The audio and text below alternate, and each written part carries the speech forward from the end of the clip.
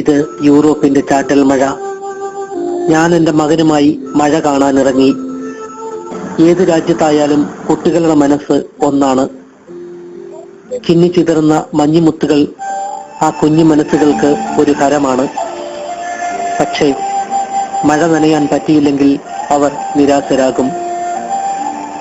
എത്ര വർണ്ണ കാഴ്ചകൾ കണ്ടാലും ഒന്നിലും താല്പര്യമില്ലാതെ ഉള്ളിൽ നിന്നും തികട്ടി വരുന്ന വിഷമം കടിച്ചമർത്തും. ചിലപ്പോൾ കരയും, ചിലപ്പോൾ ഉറങ്ങും.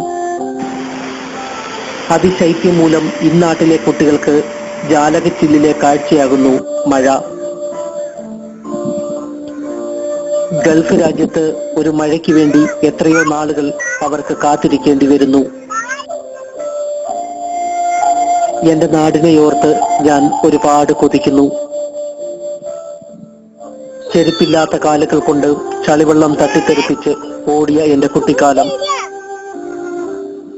മഴ ആസ്വദിക്കണമെങ്കിൽ അത് നനയണം.